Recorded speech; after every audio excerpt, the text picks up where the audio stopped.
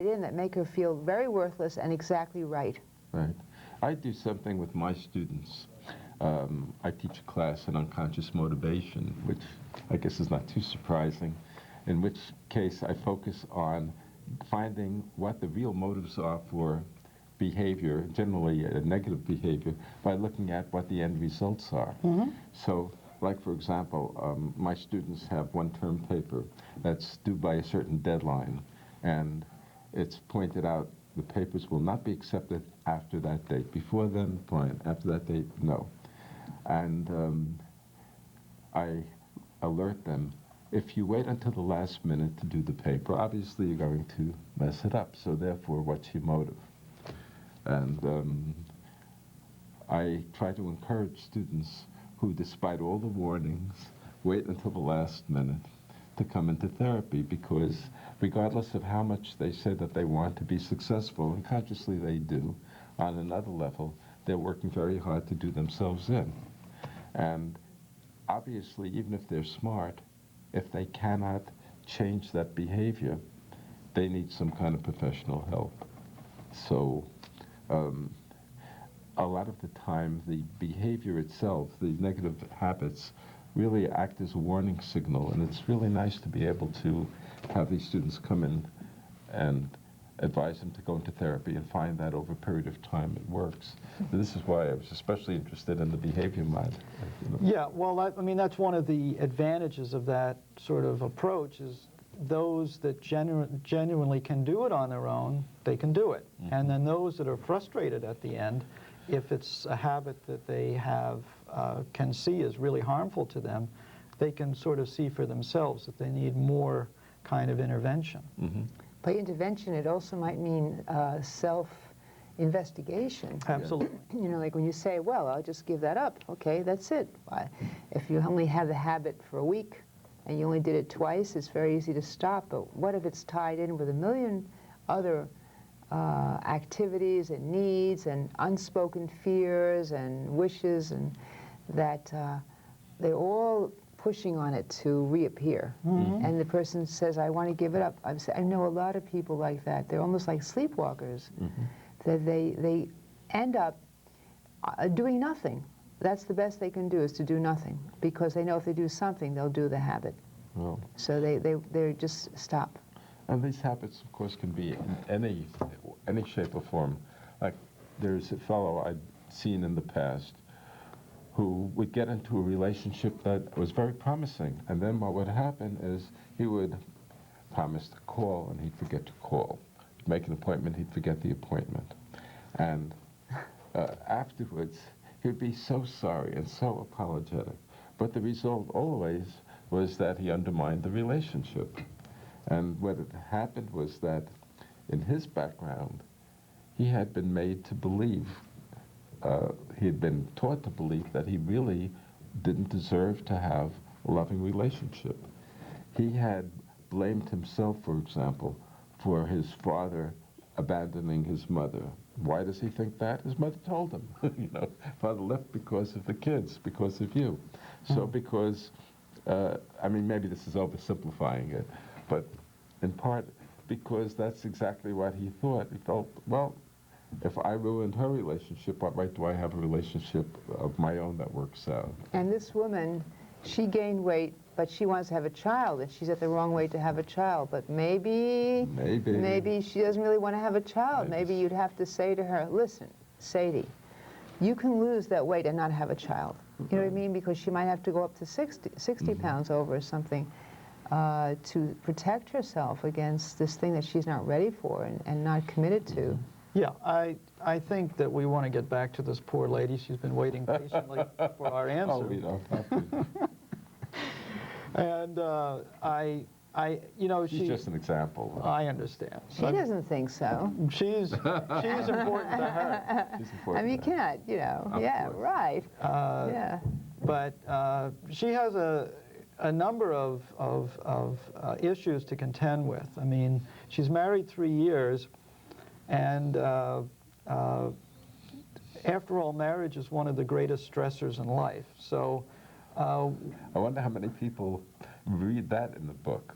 But it's interesting that you mentioned that. It is a fact that it's considered one of the major stressors. Really? Yes, marriage. Okay, I thought there was the single people who died sooner. Yes, they do die sooner, but Only the males. Oh, This is the case. yes, okay. But we would certainly want her to look at the healthiness of the marriage relationship, and maybe there are issues of intimacy that are related to the gain of the weight. Right. And that would certainly be one factor, as well as what it means to become pregnant and a mother, and significant changes in the responsibility there. I'm going to ask a question. I think I already know your answer, but it's just to say it anyway. Do you think it's possible that she may have mixed feelings, which she won't let herself acknowledge, about having a baby? Yeah, that's what I was saying before. You have to tell her she can lose the weight. It's all right. She doesn't have to have a child. Mm-hmm. You know, because if sometimes giving up a habit is tied to something you fear even more. Like, I remember people were afraid to write their doctoral dissertations in grad school because of the job that came next. So you have to promise them, just write the doctoral dissertation and then you'll decide about what job. You don't have to work if you don't want to. You don't have to work. Yeah, Just so you can lose the weight, you don't have to get pregnant. Right. Yes. Mm-hmm. Yeah. But it's very hard sometimes to overcome the voices in your head that say, this is how you should be. And, of course, the voices in your head aren't always very positive. I was thinking of one of the letters we didn't use about a homosexual man who is very promiscuous and never uses protection and never asks his, I guess, Partner. whoever he's with for that night to use protection. And he says, I just can't say no. Now, why? What's going on? It's a bad habit. He wants to get rid of his It sounds suicidal to me. They Like, said you his know, best the friend tremendous died of AIDS. self-dislike that's associated with homosexuality in this culture. It's sad, but true, that a lot of gay people don't protect themselves because they don't think they're worth it. Mm-hmm. And now, I'm not just talking about whether they have promiscuous sex. That's their business. Although it raises the probability of getting in touch with an AIDS virus, Yes. if there is such a thing, which is also disputed. But nevertheless, not taking precautions, I think, has to do with not appreciating themselves as they are. I think that's true, and I think specifically for that issue, the thing that a therapist can provide is acceptance of the behavior. Mm-hmm. Because what you have is an unfortunate marriage between the consequence and the behavior.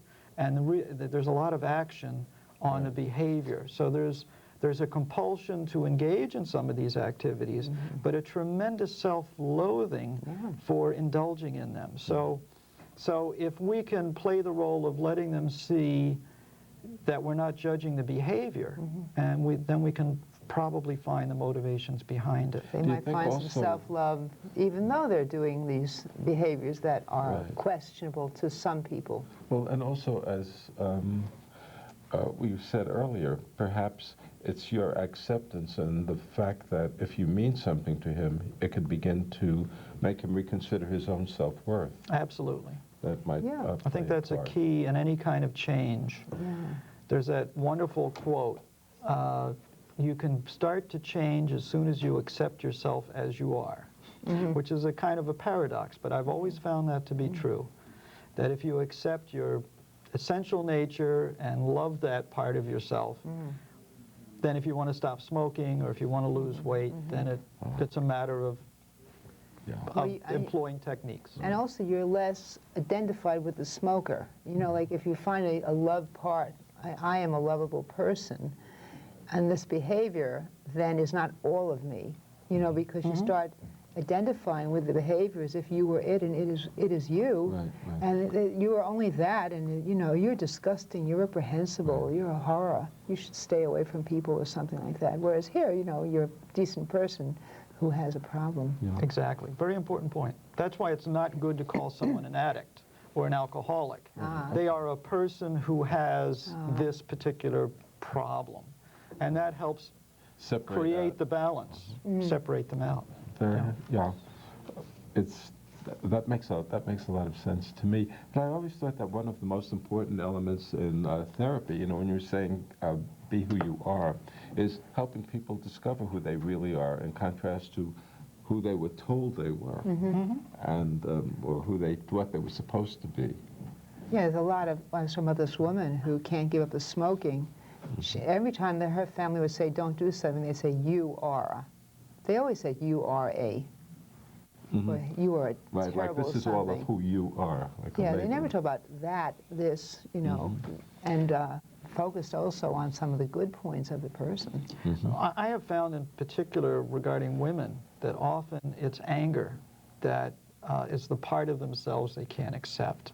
That in our culture, even with all the inroads of women's liberation and the women's movement, that it's still not appropriate for a woman to express anger. So in the smoker and also in the woman who wrote in, I would explore that with her, the possibility that she has some anger, that it's not feminine, I can't express that anger, I can't acknowledge it. I would... Instead of turning the anger against herself, Yeah. you know, attacking herself. Yeah.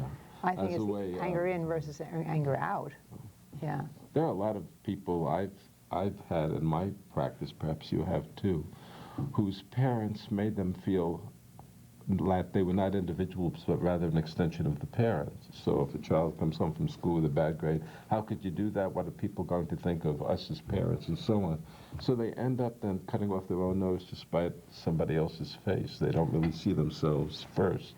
Yeah, and then the other side of the woman can show anger, you know, affirm, I stand for this, is what I want or mean. Yeah. But the guy can show sensitivity and how it makes him feel and what he would really like. So he has to be strong and stalwart, like a trunk of a tree. I mean, even though and he has to drink and smoke and do all these things because he's deadening himself and treating himself as a dead thing in many ways. Well, think of Humphrey Bogart type versus our former President Clinton.